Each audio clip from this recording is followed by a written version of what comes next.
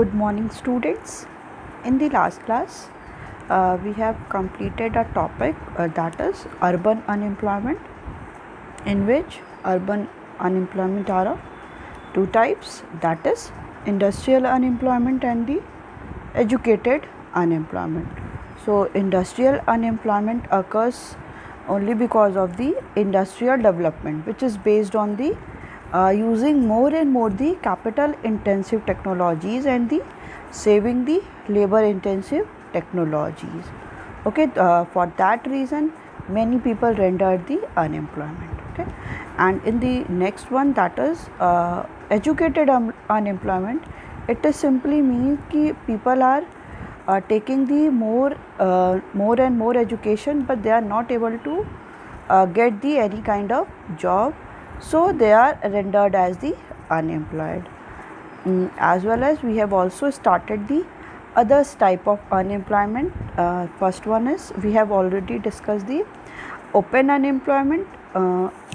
Open unemployment simply means in which people are able as well as they are willing to do work, but they are failed to get work at the existing wage rate. So it is called the open unemployment. Underemployment means कि when it is a situation when workers does not work for a full time, or even if he or she working for the full time, but the payment is made to the according to the half period. Okay, so that it may be visible as well as invisible in nature. Okay, till here we have discussed. So in today's class we are going to start a third type of unemployment, that is structural unemployment. Okay, so let's start. So it arises due to mismatch between the demand of the specified type of workers and the unemployed person. It exists because of the structural change in the economy. This may be due to change in technology, because of which person may be trained to work with old technology are no longer required and are rendered unemployed. Change in pattern of the demand, because of which new changes in the method of production are required and person who can't match the requirement are terminated. Okay, it's simply related to the mismatch. ये किससे related होता है? mismatch. किसके बीच में mismatch? की किस type के worker की डिमांड है और अनएम्प्लॉयड पर्सन, मतलब हमें unemployed person as well as जो जिस टाइप के वर्कर की डिमांड है उनके बीच में क्या हो जाता है? मिसमैच हो जाता है, मतलब दोनों के बीच में मैच नहीं हो रहा है, तो जैसी हमें डिमांड है वैसे वर्कर नहीं मिल पा रहे हैं. So it exist because of the structural change in the economy. Economy के पूरे जो स्ट्रक्चर है, इकॉनमी के पूरे स्ट्रक्चर में चेंज हो जाने की वजह से ऐसी अनएम्प्लॉयमेंट एग्जिस्ट करती है. मतलब लोग क्या हैं, ज़्यादा से ज़्यादा न्यू टेक्नोलॉजीज़ को यूज़ कर रहे हैं, but people are not skilled with that technology. अभी भी लोग क्या हैं, ओल्ड टेक्नोलॉजी को ही क्या करते हैं, एग्जिस्ट करते हैं. मतलब उन्हें सारी ओल्ड टेक्नोलॉजी, जैसे फॉर एग्ज़ाम्पल अभी क्या है, बहुत सारे ऐसे लोग भी हैं जिनको कंप्यूटर पे प्रॉपर वर्क करने नहीं आता है, तो वो क्या है, अगर वो कहीं भी कंपनी में जा रहे हैं तो उनके पहले एक एलिजिबिलिटी है कि उन्हें कंप्यूटर प्रोफिशिएंसी होनी चाहिए, but they are not able to operate the computer, so that they are become the unemployment. तो these all are the structural change. Mean structure में चेंज होने की वजह से अगर आप उसके अकॉर्डिंग नहीं हो, अगर उस जैसी डिमांड है उसके अकॉर्डिंग आप नहीं हो, दैट मीन्स अल्टीमेटली आप अनएम्प्लॉयड रह जाओगे. Okay, so this may be due to change in technology, कि टेक्नोलॉजी में चेंज हो गया, because of which person are train to work with the old technology. Technology में जैसी चेंज हुआ, as I given the example of the computer, तो technology में जैसे ही चेंज हुआ, who are train to work with the old technology. अब जो लोग पेन पेपर जैसे अकाउंटिंग हो गया, तो लोगों की आदत क्या है, जो लोग पहले के थे, अभी भी still many people are there कि उन्हें अभी भी हैबिचुअल है कि वो पेन और कॉपी में करने के. अब लोगों को जैसे परसेंटेज निकालना है, ठीक है, ऐसे परसेंटेज निकालना है तो कि हम एक्सेल शीट पे भी जाके निकाल सकते हैं, बट अभी भी लोग क्या है, इतना ज़्यादा टेक्नोलॉजी फ्रेंडली नहीं है. तो वो ओल्ड टेक्नोलॉजी के साथ रह रहे, so are no longer required and are rendered unemployed. तो पर्सन क्या है, उस सारी न्यू टेक्नोलॉजी जो हुई है, अडॉप्ट की गई है, उस टेक्नोलॉजी के अकॉर्डिंग ट्रेंड नहीं है, इसलिए क्या है, वो सारे पर्सन क्या रह जाते हैं, अनएम्प्लॉयड रह जाते हैं। So change in pattern of demand, change in pattern of demand मतलब जो डिमांड है उसकी भी पैटर्न में चेंज हो गया, because of which new changes in the method of production are required. अब उसके अकॉर्डिंग क्या है, न्यू चेंजेस, मेथड जो भी यूज़ हो रहा है प्रोडक्शन के वो भी चेंज होना पड़ेगा। And person who can not match the requirement are terminated. और जो पर्सन है जो उस रिक्वायरमेंट के अकॉर्डिंग मैच नहीं हो रहा है, मतलब अब टेक्नोलॉजी चेंज हो रही है, मेथड ऑफ प्रोडक्शंस में कैपिटल इंटेंसिव होते जा रहे हैं, एज वेल एज हम लोग बहुत मशीन्स को अडॉप्ट कर रहे हैं। तो अब क्या है, अगर पर्सन उसके अकॉर्डिंग मैच नहीं कर रहे हैं according to requirement, so they all are the terminated, मतलब उनको निकाल दिया जा रहा है, दे आर बिकम दी रीट्रेंच और इंक्रीजिंग दी अनएम्प्लॉयमेंट, मतलब वो अनएम्प्लॉयड होते जाएंगे। ठीक है, ये होता है स्ट्रक्चरल अनएम्प्लॉयमेंट, मीन्स कि लोग टेक्नोलॉजी फ्रेंडली नहीं हो रहे हैं, अभी भी वो लोग क्या हैं, ओल्ड टेक्नोलॉजी फ्रेंडली हैं। अगर न्यू टेक्नोलॉजी को अडॉप्ट कर लिया जाता है, वो उसके कैपेबल नहीं है कि वो कैसे उसको यूटिलाइज़ करे। इन दैट कंडीशन जो भी नंबर ऑफ पर्सन है वो उनको अनएम्प्लॉयड हो जाते हैं। Okay, next one is frictional unemployment. So it is a temporary phenomenon. It happens due to temporary changes taking place in the workforce. ठीक है, ये क्या है, टेम्प्रोरी phenomenon है, मतलब परमानेंट नहीं है, ये टेम्प्रोरी होता है, बहुत ही रेयरली होता है, ऐसा फाइंड आउट होता है। So it happens due to some temporary changes, कुछ टेम्प्रोरी पीरियड के लिए कुछ चेंज हो गया, तो उसकी वजह से ये सिचुएशन फ्रिक्शनल अनएम्प्लॉयमेंट की आती है। Okay, so it occurs when workers leave one job and need some time to wind up the previous job and undertake some formalities to join the new one. In this process they are not working for the some time, hence will be called frictionally unemployed during this time period. Okay, so this may also happen due to imperfect knowledge about the information on job availability, or maybe during breakdown of plant, during installation of new machines and the equipments. Okay, so ये जो frictional unemployment है वो basically कब find out होता है, when one worker leaves one job. अभी एक worker क्या है, एक जॉब को लीव कर दिया है, छोड़ दिया है, and need some time to wind up the previous job. For example कोई पर्सन है, वो ए कंपनी में काम कर रहा था, ओके, अब उसने क्या किया है, ए कंपनी को क्या कर दिया है, लीव कर दिया है। अब लीव करने के पहले अब वो वाइंड अप करेगा, तो ऐसा नहीं है कि उसे तो आज ही वो करना चाह रहा है तो उसको आज ही छोड़ सकता है, उसको पहले एक लेटर देना पड़ता है कि I want to leave your job. तो जो भी 1 महीने का 2 महीने का टाइम पीरियड वो लेता है, तो उसमें क्या है कि वो उस वाइंड अप करते टाइम कुछ टाइम होता है उसके लिए, वो फाइंड आउट करता है कि प्रीवियस जॉब को वाइंड अप करना है। अगर मुझे है कि 1 महीने में स्कूल मुझे छोड़ना है, तो इस कंडीशन पे क्या होगा कि मुझे कुछ टाइम चाहिए कि उसको हम वाइंड अप करें, एज़ वेल एज़ कुछ नए जॉब में। अगर बी जॉब है, बी मेरी जॉब है, न्यू कंपनी है, मुझे यहाँ पे ज्वाइन करना है, और इस कंपनी में ज्वाइन करने के लिए कुछ ऐसे लीगल फॉर्मेलिटीज़ भी होंगी जो हमको यहाँ पे फुलफ़िल करनी पड़ेगी। तो ये जॉब मैंने छोड़ा और ये जॉब ज्वाइन करने में कुछ गैप होगा, ऐसा तो है नहीं कि आज मैंने ये जॉब छोड़ी, अगले दिन मुझे यहाँ पे जॉब मिल गई, ऐसा तो होगा नहीं।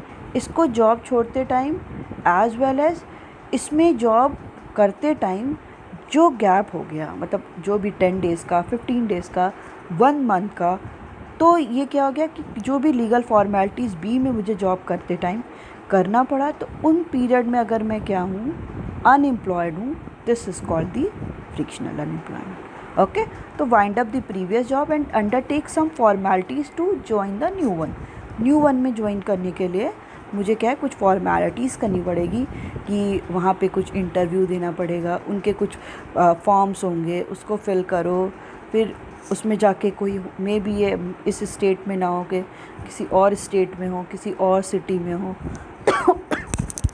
तो वहाँ पे जाने के लिए मेरे को क्या करना पड़े, कुछ टाइम पीरियड होगा, 2 दिन लगेगा, 3 दिन लगेगा, उसको ज्वाइन करने में मे बी 10 डेज़ लग जाए।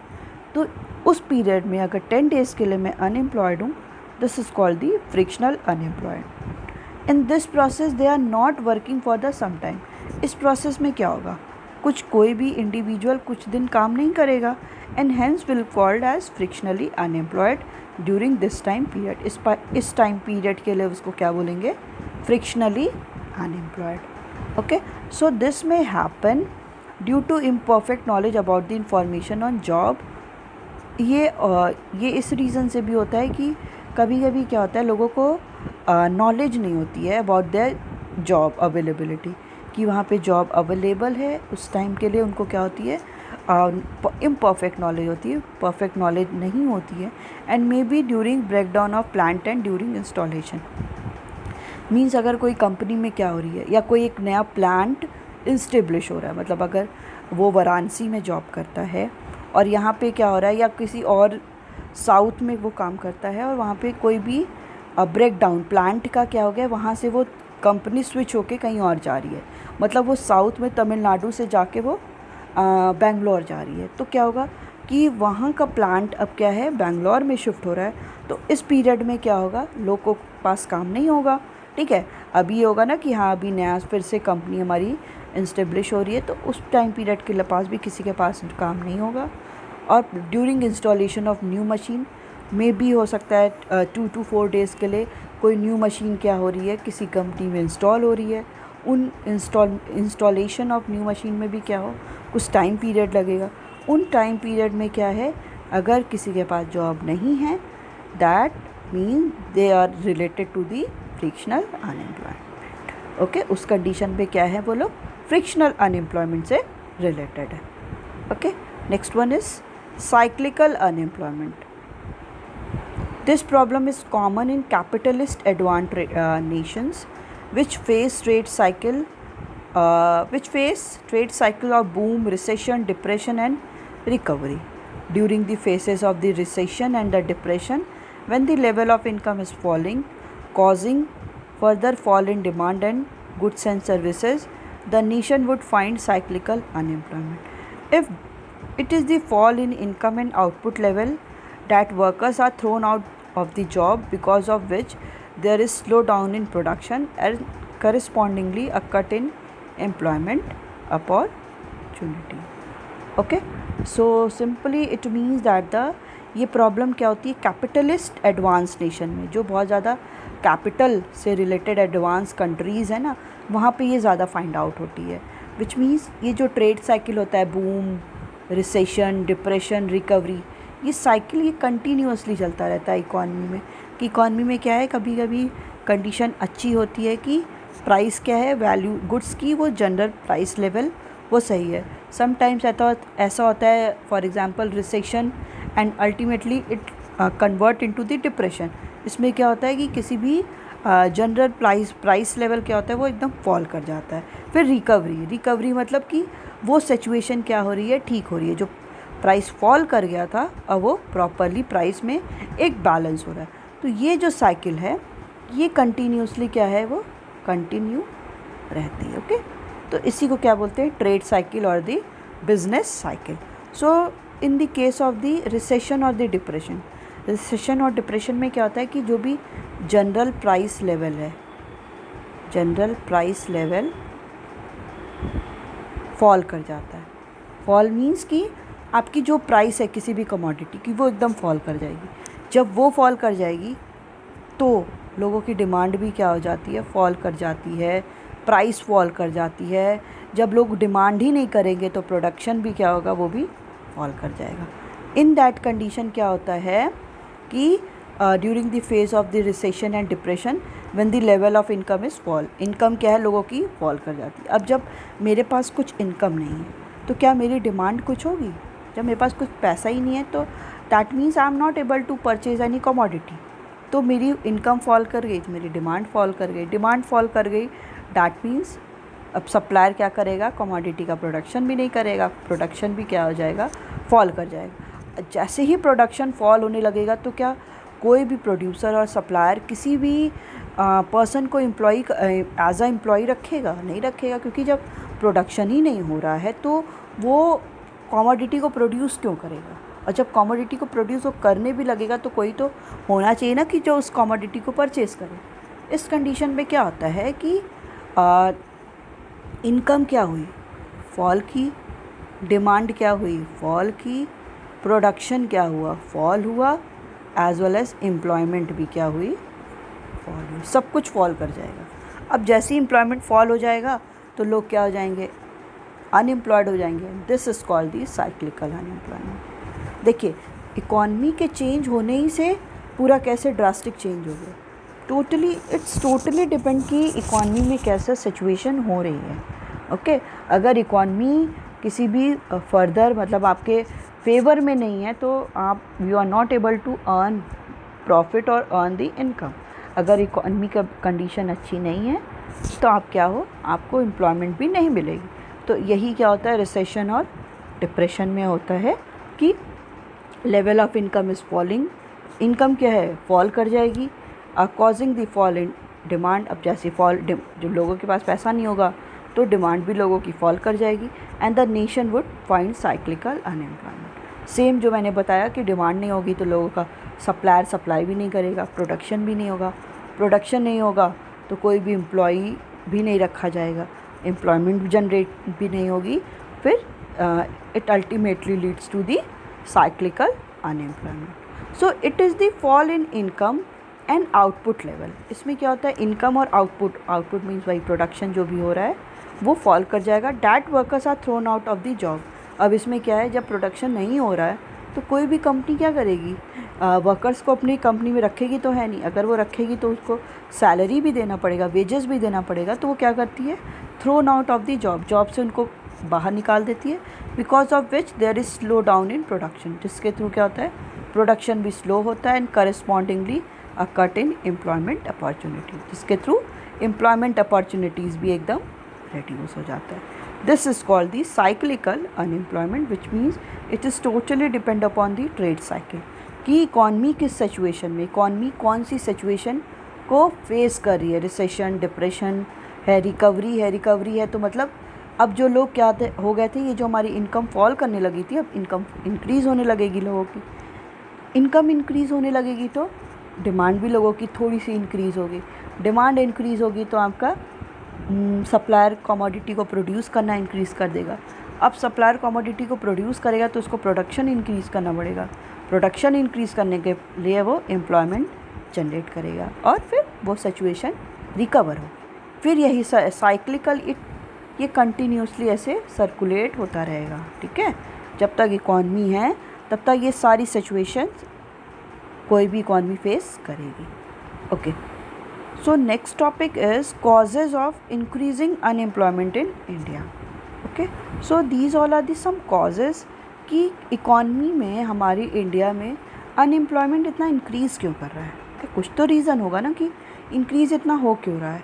सो following are the main causes of increasing the unemployment in India. First one is population explosion. As you already know कि इंडिया क्या है, सेकेंड नंबर पे है after the China first number पे population में, उसके बाद इंडिया है जिसमें पॉपुलेशन का एक्सप्लोजन हो गया। मतलब अल्टीमेटली क्या है, बहुत ज़्यादा पॉपुलेशन इंक्रीज़ कर रही है। So a high rate of population growth in India is responsible for the problem of unemployment in India. जितनी पॉपुलेशन इंक्रीज़ हो रही है उसके अकॉर्डिंग जॉब अपॉर्चुनिटीज़ जनरेट नहीं हो रही है। ओके, अब जॉब अपॉर्चुनिटीज़ नहीं जनरेट होंगी तो जो number of person per day increase हो रहे हैं तो वो कहाँ पे एब्जॉर्ब करेंगे। जब नहीं जॉब अपॉर्चुनिटीज़ अवेलेबल है ही नहीं तो इसका मतलब क्या है कि जब बहुत ज़्यादा इंक्रीज़ होता चला जा रहा है पॉपुलेशन, तो पॉपुलेशन क्या हो गई, एक बिगेस्ट प्रॉब्लम हो गई। अगर थोड़ी सी पॉपुलेशन कम होगी, जैसे कुछ डेवलप कंट्रीज़ में होती है कि पॉपुलेशन कम होती हैं so that all the people are able to get the job. अब वो जॉब पाएंगे, लोगों की एम्प्लॉयमेंट अगर होगी तो सब कुछ अच्छा होगा ना। जो हमारी इनकम लोगों की कम हो रही है, प्रोडक्शन, फिर इनकम इंक्रीज़ हो जाएगी, प्रोडक्शन इंक्रीज़ हो जाएगा, तो इकॉनमी का जीडीपी क्या है, ग्रोथ रेट, वो भी अल्टीमेटली इंक्रीज़ होगा। अब यहाँ पे सबसे बड़ी प्रॉब्लम क्या है कि पॉपुलेशन बहुत ज़्यादा हो गई है। So a high rate of population growth in India is responsible for the problem of unemployment in country. ठीक है, अनएम्प्लॉयमेंट की प्रॉब्लम है इंडिया में। A high growth rate of population keeps adding more people. ठीक है, अब क्या है कि ग्रोथ रेट ऑफ पॉपुलेशन है वो keep adding more people. More people क्या है, डे बाय डे ऐड हो रहे हैं, nearly 4 million person every year. अब सोचिए हर ईयर, एवरी ईयर क्या है, 4 मिलियन पर्सन इंक्रीज़ हो रहे हैं हमारी कंट्री में, कितना ज़्यादा।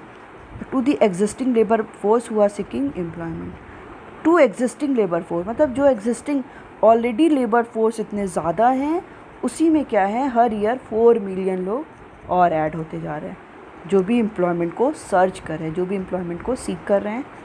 ऐसी लेबर फोर्स इतना ज़्यादा है और एवरी ईयर क्या है, 4 मिलियन पीपल और ऐड होते चले जा रहे हैं। Increase in the population is at faster rate than the increase in the number of job opportunities. अभी जैसा मैंने बोला कि जो पॉपुलेशन है वो नंबर ऑफ़ जॉब अपॉर्चुनिटीज़ से वो ज़्यादा रैपिडली इंक्रीज़ कर रही है। डैट मीन्स कि जितना population increase in population is faster rate than the increase in number of job opportunities. जितनी जॉब है उससे ज़्यादा पॉपुलेशन कंट्री में इंक्रीज़ हो रही है। So this is the first one problem और दी causes of the population increasing the unemployment in India, that is population explosion। ठीक है, ये फर्स्ट प्रॉब्लम है या कॉज है अनएम्प्लॉयमेंट का इंडिया में इंक्रीज़ होने का, that is population explosion. Next one is low rate of economic development. Slow growth rate of economy is another important factor that has led to unemployment. Though Indian economy has expanded, new employment opportunities have been generated, but still these are not adequate to absorb the available labor force which is unemployed. The actual growth rate of economy is always lesser than the targeted growth rate, and the result is unemployment tend to the mount.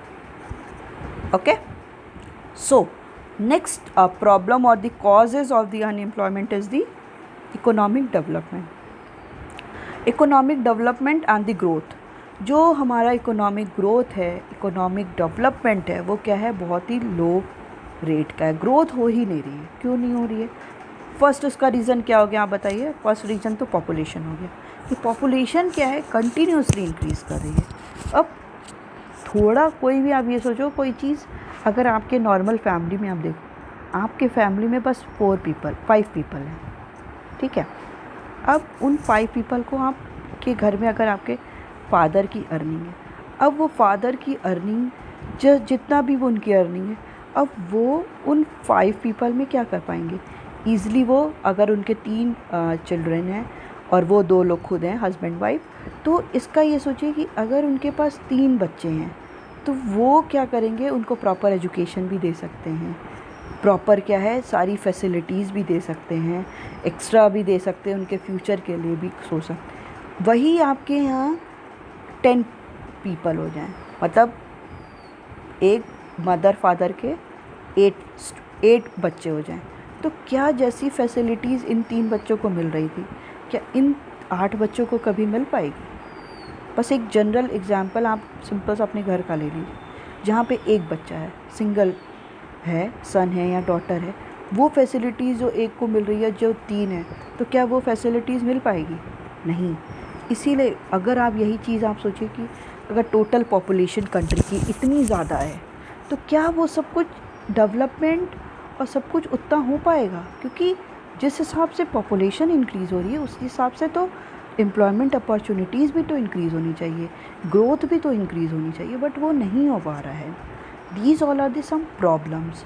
Okay, तो slow growth rate of economy is another important factor that has led to unemployment.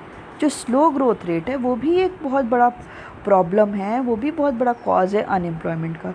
दो Indian economy has expanded और new employment opportunities have been generated. Indian economy क्या है वो बहुत ज़्यादा expanded हुई है, मतलब अल्टीमेटली बहुत एक्सपैंड हुई है, ग्रोथ हुआ है, न्यू एम्प्लॉयमेंट अपॉर्चुनिटीज़ भी जनरेट हुई हैं। ऐसा नहीं है कि न्यू एम्प्लॉयमेंट अपॉर्चुनिटीज़ जनरेट ही नहीं हो रही है, वो भी जनरेट हो रही हैं। These are not adequate to absorb the available labour force, but उतना नहीं इंक्रीज़ हो रही हैं जितना लेबर फोर्स इंक्रीज़ हो रहा है। मतलब these are not adequate to absorb the available labour force. जितने भी लेबर फोर्स हैं उनको जितने भी अवेलेबल लेबर फोर्स हैं उनको एब्जॉर्ब करने में वो एडिक्वेट नहीं है, विच इज़ अनएम्प्लॉयड। अल्टीमेटली अभी क्या है, पॉपुलेशन बहुत ज़्यादा हो रही है, एम्प्लॉयमेंट अपॉर्चुनिटीज़ ऐसा नहीं है कि वो जनरेट नहीं हो रही हैं, वो जनरेट भी हो रही हैं, बट जितने ज़्यादा लेबर फोर्स होने की वजह से वो सब कुछ को एब्जॉर्ब नहीं कर पा रहा है, so people become the unemployed. The actual growth rate of the economy is always lesser than the targeted growth rate. ठीक है, जो भी ग्रोथ रेट है इकॉनमी का एक्चुअल है, मतलब जो आ रहा है, जैसे जब भी एवरी ईयर क्या होता है कि ये ग्रोथ रेट हर प्लानिंग कमीशन में एक ग्रोथ रेट लेके चला जाता था कि हम टारगेट लेके चल रहे हैं अगर 10% कि इस 5 ईयर प्लान में 10% क्या होगा कि आपका हम लोग ग्रोथ लेके चल रहे हैं। ये क्या हो गया, ये क्या हो गया, टारगेट हो गया। मतलब हमने ये टारगेट किया, जैसे हम टारगेट लेके चलते हैं ना कि मेरा 12th में 98% आएगा, ये टारगेटेड हो गया, और एक्चुअल में मेरा कितना आ रहा है, 99 भी आ सकता है और 85 भी आ सकता है। तो ये क्या है, यही होता है आपका टारगेटेड और एक्चुअल। तो actual growth rate of economy is always lesser than the targeted growth rate. तो एक्चुअल जो ग्रोथ रेट है इकॉनमी का वो टारगेट ग्रोथ रेट से क्या है, वो कम ही होता है, and the result is that unemployment tend to mount. और अनएम्प्लॉयमेंट क्या है, एकदम माउंट पे, मतलब बहुत ज़्यादा वो इंक्रीज़ होता चला जा रहा है। Okay, so next one is low level of development in agriculture. So our primary sector, मतलब low level of development in agriculture. Agriculture में क्या हो रहा है कि बहुत लो डेवलपमेंट हो रहा है। So our primary sector specially agriculture is under developed and there is a heavy pressure of population on agriculture. Old method of cultivation, seasonal nature of agriculture, disguised unemployment and the lack of awareness are some of the reason responsible for unemployment in agriculture. As total area of land is fixed, scope of generating more employment opportunities from primary sector is limited. This make the problem of unemployment more severe. Okay, हमारा जो primary sector है, okay, primary sector में क्या आते हैं, agriculture sector. तो agriculture sector is under developed, मतलब अभी वो टोटली डेवलप्ड भी नहीं हुआ है, and there is a heavy pressure of population on agriculture. हम लोग एज वी ऑलरेडी नो कि जो एग्रीकल्चर सेक्टर है उसमें बहुत ज़्यादा लेबर फोर्स वर्क करती है, मतलब डिपेंडेंसी लोगों की एग्रीकल्चर पे बहुत ज़्यादा है, basically in the rural areas. तो पॉपुलेशन क्या एग्रीकल्चर पे बहुत ज़्यादा डिपेंडेंट है। तो वहाँ पे क्या होता है, ओल्ड मेथड ऑफ कल्टिवेशंस के क्या है, ओल्ड मेथड को यूज़ किए जा रहे हैं। सीजनल नेचर ऑफ एग्रीकल्चर, जो भी एग्रीकल्चर है वो क्या है, सीजनल नेचर है, मतलब किसी हम एक ऑन सीज़न में ही हम का प्रोडक्शन कर सकते हैं, ऑफ सीज़न में हम नहीं प्रोडक्शन कर सकते हैं। एज़ वेल एज़ वहाँ पे क्या है, इरिगेशन की फैसिलिटीज़ नहीं है, न्यू टाइप्स के टेक्नोलॉजीज़, मेथड ऑफ प्रोडक्शन ये सारे यूज़ नहीं हो रहे हैं। डिस्गाइज्ड अनएम्प्लॉयमेंट है कि मोर वर्कर्स वहाँ पे वर्क कर रहे हैं, एंड लैक ऑफ अवेयरनेस, और लोगों के पास बेसिकली अवेयरनेस नहीं है कि वो कैसे एग्रीकल्चर प्रोडक्टिविटी को इंक्रीज़ करें, एज़ वेल एज़ कैसे वो न्यू मेथड्स को यूज़ करें। Of the are the some of the reason responsible for the unemployment in agriculture. ये सारे कुछ ऐसे रीज़न हैं जो अनएम्प्लॉयमेंट एग्रीकल्चर में बहुत ज़्यादा रोल प्ले कर रहे हैं। As a total area of land is fixed, हमें ये पता है कि जो लैंड है वो फिक्स्ड है। ऐसा नहीं है कि इंडिया की जो लैंड है वो आज इतनी है अगर तो कल बढ़ जाएगी। हमें पता है कि total area of land is fixed, जितना कल्टीवेशन जहाँ पे करना है वो फिक्स्ड है। तो scope of generating more employment opportunities from primary sector is limited. तो अगर हम ये सोचें कि बहुत ज़्यादा एम्प्लॉयमेंट अपॉर्चुनिटीज़ इंक्रीज़ होगी फ्रॉम दी एग्रीकल्चर सेक्टर, तो इट इज़ लिमिटेड, हम वो नहीं कर सकते क्योंकि लैंड जो है जहाँ पे प्रोडक्शन होना है वो फिक्स्ड ही है. So this make the problem of unemployment more severe, जिसके थ्रू क्या होता है कि अनएम्प्लॉयमेंट की जो सिचुएशन है वो क्या हो रहा है, बहुत ज़्यादा सीवियर होता चला जा रहा है. Okay, so it's all about your today's class. We will continue further in the next class. Okay, thank you.